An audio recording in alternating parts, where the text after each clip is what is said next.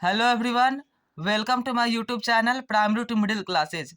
आज हम इस वीडियो में क्लास 10th फिजिक्स का चैप्टर 1 प्रकाश का परावर्तन और अपवर्तन के बारे में पढ़ेंगे। तो चलिए वीडियो को शुरू करते हैं। सबसे पहले हम यह जान लेते हैं कि प्रकाश किसे कहा जाता है। चूंकि हमें प्रकाश का परावर्तन और अपवर्तन के बारे में पढ़ना है, इसलिए पहले यह जानना जरूरी है कि आखिर प्रकाश किसे कहते हैं। ठीक है, तो प्रकाश किरणों के समूह को प्रकाश कहा जाता है। यह एक प्रकार की ऊर्जा है जिसकी सहायता से हमें वस्तुएं दिखाई देती हैं या हम किसी वस्तु को देख पाते हैं। यदि प्रकाश ना रहे तो हम किसी भी वस्तु को नहीं देख सकते हैं। प्रकाश ही वह ऊर्जा है जिसकी मदद से हम किसी वस्तु को देख पाते हैं। ठीक है, क्या होता है कि जब प्रकाश किसी वस्तु पर पड़ती है तो प्रकाश का परावर्तन होता है और परावर्तन होने के बाद वो हमारी आंखों तक पहुंचती है। उसके बाद हम उस वस्तु को देख पाते हैं। ठीक, तो इससे यह पता चलता है कि यदि प्रकाश ना रहे तो हम किसी भी वस्तु को नहीं देख सकते हैं। प्रकाश के कारण ही हम किसी वस्तु को देख पाते हैं और यह एक प्रकार की ऊर्जा है। अब हमारे मन में यह ख्याल आएगा कि ऊर्जा क्या है।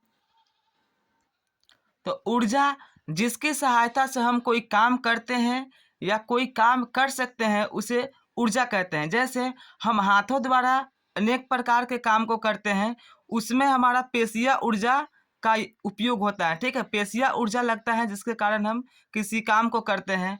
यदि हम यह देखें कि जो पानी बहता है तो पानी क्यों बहता है, तो वो गतिज ऊर्जा के कारण बहता है। चलती नाव में कौन सी ऊर्जा लगती है? गतिज ऊर्जा लगती है। ठीक है, क्योंकि नाव चल रही होती है तो उसमें गतिज ऊर्जा काम करती है। बहते पानी में गतिज ऊर्जा काम करता है।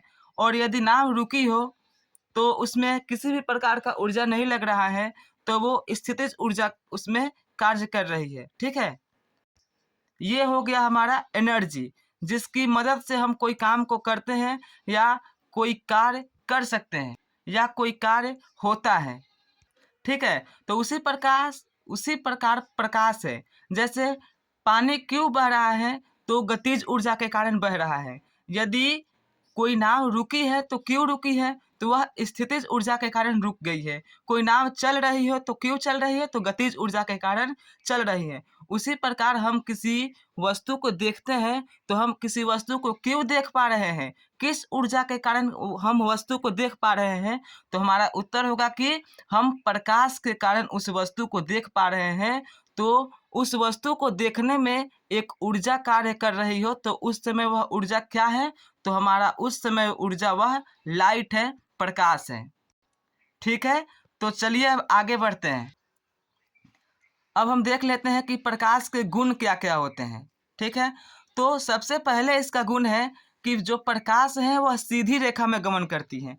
प्रकाश प्रकाश कभी भी अपना रास्ता नहीं बदलती है, वह सीधी रेखा में गमन करती रहती है। ठीक है, यदि उसके सामने कोई अपारदर्शी वस्तु आ जाती है तो वहाँ से वह रिफ्लेक्ट हो जाती हैं, परावर्तित हो जाती हैं। फिर भी जब परावर्तित होगी फिर भी वह सीधी रेखा में ही गमन करेगी, लेकिन वह कभी भी टेढ़ी मेढ़ी गति नहीं करती हैं, वह बिल्कुल सीधी रेखा में गमन करेगी। तो प्रकाश का एक नंबर गुण हुआ कि प्रकाश सरल रेखा में गमन करती है। ठीक है, देखिए ये जो यहाँ से प्रकाश निकला है ये बिल्कुल सीधी रेखा में गमन कर रही है। दूसरा हमारा इसका गुण में देखेंगे तो प्रकाश की चाल निर्वात में सबसे अधिक होती है।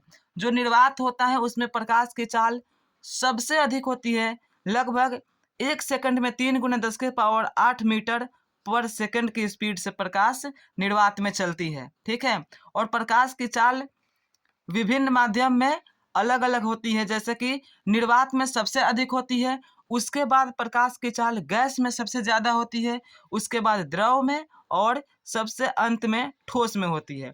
ठीक है, तो जिस माध्यम का अपवर्तनांक कम रहेगा उसमें प्रकाश की चाल अधिक होगी। ठीक है, तो क्वेश्चन हमारा यह बनता है कि जिस माध्यम में अपवर्तनांक कम रहेगा उसमें प्रकाश की चाल ज़्यादा होगी या कम होगी। इसका उत्तर आप कमेंट बॉक्स में बताइएगा। ठीक है, कि यदि किसी माध्यम का अपवर्तनांक कम रहेगा तो उसमें प्रकाश की चाल अधिक होगी या कम होगी। ठीक है,